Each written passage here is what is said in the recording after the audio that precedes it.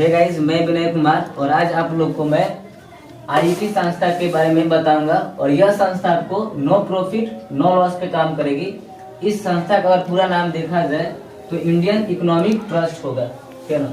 और ये जो संस्था है हमारे पूरे विद्यार्थी लोग के ही सहयोग से ओपन होने जा रहा है, ठीक है ना।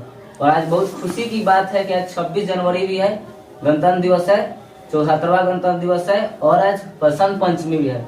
और मैं साथ में यह प्रतिज्ञा भी करता हूँ आज के दिन कि मैं जब तक अपने जीवन में आगे बढ़ने का कोशिश करूंगा तब तक ऐसी संस्थाएं हमेशा मैंने लाते रहूंगा। यानी कि गरीबों को मदद, गरीबों का नहीं, यानी कि पूरे भारत समाज को हमको एक मदद करना है, ठीक है ना। और इसके आधार पर हम जैसे आईटी की संस्था के बारे में बता रहे हैं कि ये संस्था मेरे मित्र, मेरे विद्यार्थी और आप सभी लोग के सहयोग से शुरू हो पा रहा है। ये नहीं कि ये संस्था में सिर्फ मेरे विद्यार्थी का योगदान होगा या मेरे मित्र का योगदान होगा, हम चाहें कि पूरा भारतवासी का योगदान हो।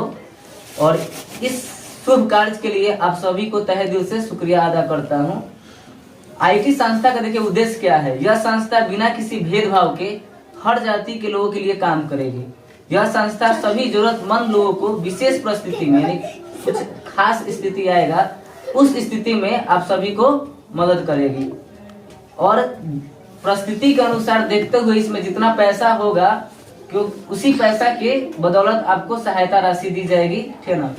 इस संस्था के द्वारा किसी भी जरूरतमंद लोगों को उनकी दयनीय स्थिति के आधार पर उतना ही सहायता राशि दी जाएगी जिससे 100% उनकी जरूरत पूरा हो सके। और वे व्यक्ति दी गई सहायता राशि को अपने मन से एक अपना खुद का एक समय निर्धारित करेंगे कि अब 6 महीना ले, वो 1 साल ले आपका जितना साल हो ले, खुद एक डिसाइड करेंगे। जो पैसा लेंगे यानी कि आईटी संस्था जिसको पैसा देगी तो वही व्यक्ति खुद ये डिसाइड करेंगे कि मैं इस संस्था में 1 साल बाद या 2 साल बाद या 6 महीना बाद पैसा को क्या करेंगे, लौटा देंगे। यानी पैसा लौटाना है, ये नहीं कि आपको मदद दिया जाएगा लेकिन पैसा लौटाना है, क्योंकि नो प्रॉफिट नो लॉस पे संस्था काम करेगी। इसका अर्थ ये है कि आप इस चीज से वंचित हो जाएगी। बहुत सारा मिडिल फैमिली के जो परिवार होते हैं वो ब्याज पे कर्जा लेते हैं और ब्याज चुकता करते हैं। जैसे आप लोग एक संस्था का नाम सुने होंगे, जीविका। तो जीविका से भी पैसा उठाता है लोग, लेकिन उसमें भी ब्याज देना होता है, ठीक है ना। जीविका का नाम पूरा हर एरिया में, पूरे बिहार में जीविका चलता है, ठीक है ना। तो जीविका में भी ये रूल है कि अगर पैसा उठाते हैं तो आपको मदद मिलता है, लेकिन जीविका के द्वारा भी पैसा उठाया गया पैसा का आपको ब्याज देना है और जितना ब्याज देना हो देना पड़ता है। लेकिन आईटी संस्था के द्वारा आपको 1 रुपया भी ब्याज नहीं देना है और जितना सहायता राशि मांगेंगे जिससे आपको जरूरत 100% पूरा हो दी जाएगी। और नो प्रॉफिट नो लॉस पर, यानी कि कोई ब्याज नहीं दिएगा, 0% क्या रहेगा आपका इंटरेस्ट रहेगा। उसके बाद इसकी सबसे बड़ी खासियत यह है कि यह संस्था अपनी बजट के अनुसार सहायता राशि प्रदान करेगी। क्योंकि इस संस्था का एक सबसे बड़ा एक और मकसद ये है कि अगर आपसे एक बार पैसा मांगेगा उसके बार आपसे ये संस्था पैसा नहीं मांगेगी, क्योंकि ये संस्था रियल में जरूरतमंद लोगों को ही मदद करेगी और बिना किसी भेदभाव के। आईटी संस्था से जुड़े केवल मुख्य व्यक्तियों को कोई भी सहायता राशि किसी भी परिस्थिति में नहीं दी जाएगी।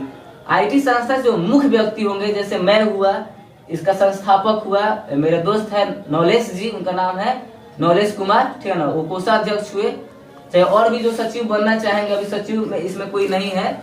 तो ये 3 व्यक्ति मुख्य रूप से, चाहे घर में कोई भी कितना भी बड़ा क्या हो विपत्ति क्यों ना आ जाए, ये 3 व्यक्ति को, यानी जैसे मैं हुआ तो मैं इस संस्था से जीवन में कभी पैसा नहीं उठा सकता हूँ, चाहे मेरे घर पे कितना भी बड़ा परिस्थिति क्यों ना आ जाए।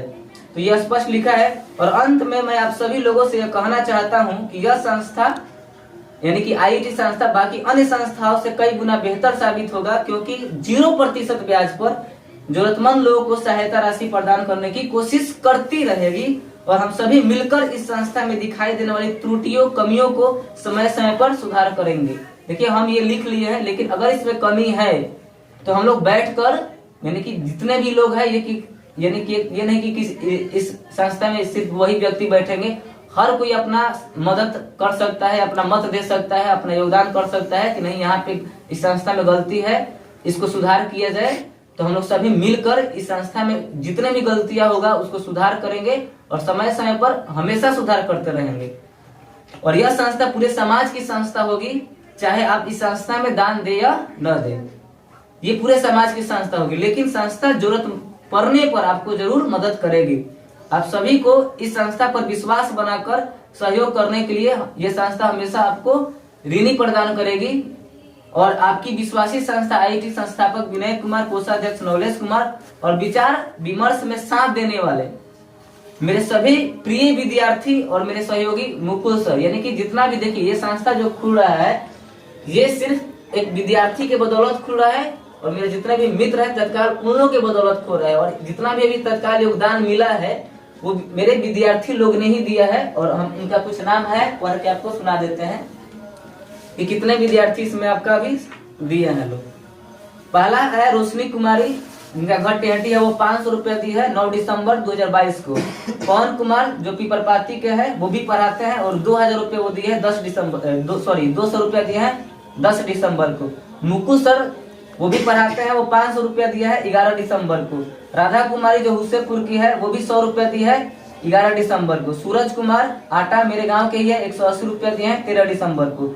नीतू कुमारी, निभा कुमारी टेहटी उनका भी घर है, नेहा कुमारी, फिर से पलक कुमारी, अनिकेत कुमार, रितु कुमारी, पीयूष कुमार, सोनम कुमारी, मनीषा कुमारी, श्वेता कुमारी, भूमि कुमारी और सुमन कुमारी, ये सारे विद्यार्थी ही अभी इसमें अपना योगदान दिए हैं। और मेरे कुछ विद्यार्थी और भी हैं, जैसे बहादुर जी है, अजय जी है और विक्रम जी है, बहुत सारे विद्यार्थी है, रवि जी है, अजीत जी है, तो बहुत सारे विद्यार्थी इसमें योगदान दिए। केवल कम से कम अभी तक 50 विद्यार्थी इस संस्था में योगदान कर चुके हैं, लेकिन उन लोग को ये मालूम नहीं था कि हम क्या करने वाले थे।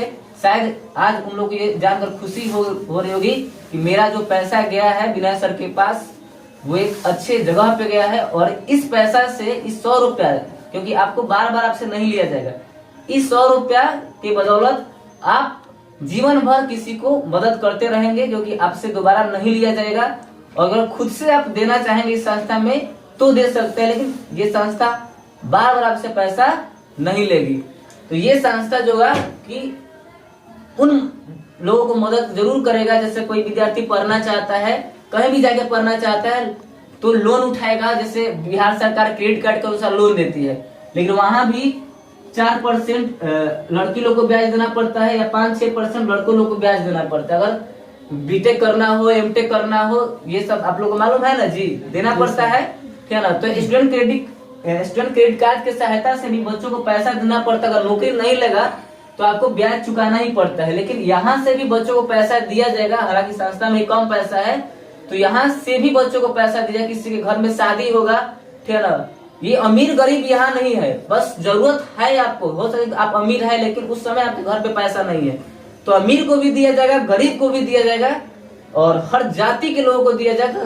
किसी भी जाति का लोग इस संस्था से वंचित नहीं होगा, क्योंकि बहुत सारा जैसे यादव छात्रावास चलता है, पटेल छात्रावास चलता है, तो बहुत सारा ऐसा छात्रावास भी है जो जाति के नाम पर खुला पड़ा है, ठीक है ना। उसमें यादव ही जाके रह सकते हैं, कोई यादव छात्रावास है तो कोई पटेल छात्रावास है तो पटेल छात्रावास रह सकते हैं, हरिजन छात्रावास है तो हरिजन छात्रावास रखता है, भूमिहार ट्रस्ट है तो भूमिहार का ही मदद होगा।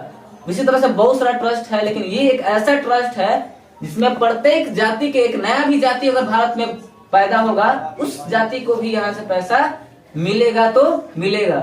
और किसी घर में शादी हो, कोई डेथ कर गया, ठीक है ना, वहां पे सहायता राशि मिलेगी। कोई विद्यार्थी पढ़ना चाहता है, वहां पे सहायता राशि मिलेगी।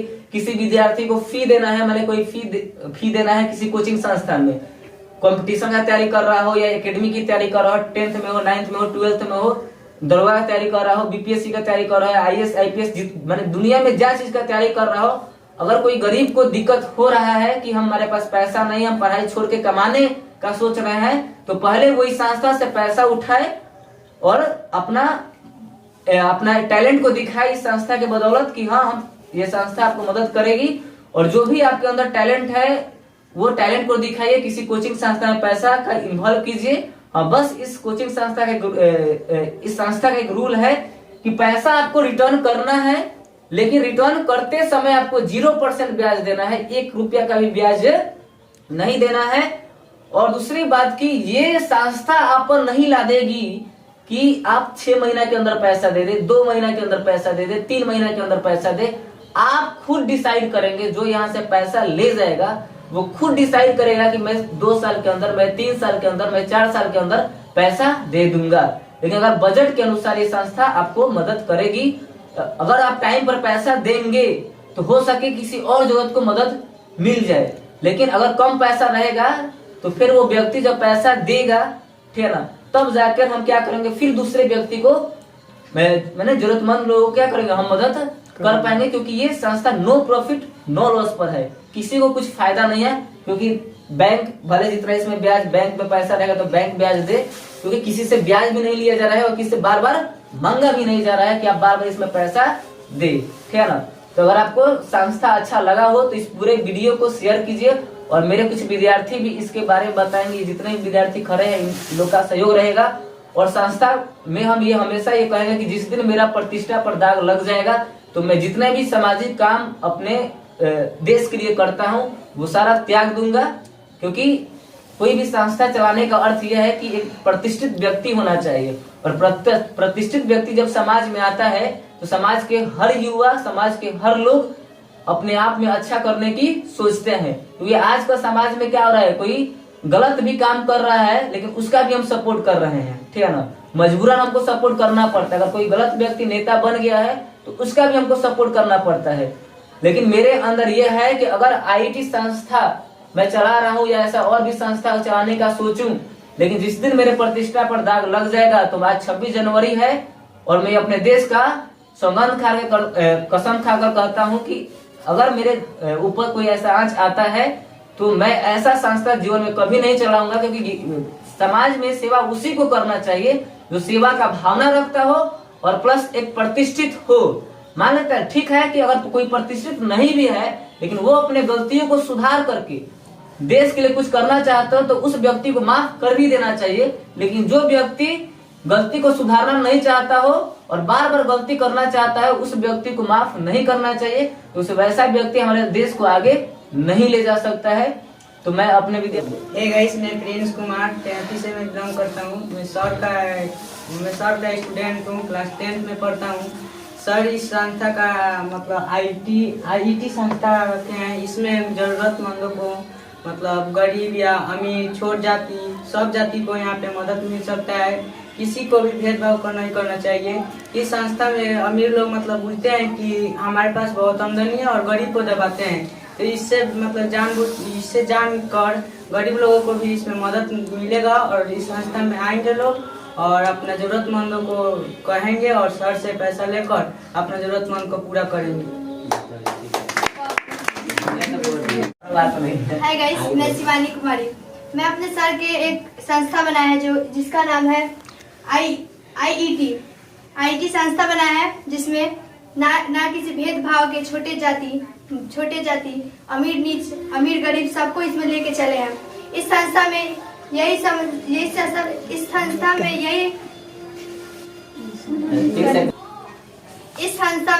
इस संस्था से इसलिए बनाया है सर क्योंकि समाज और गरीब लोगों को इससे मदद मिल सके।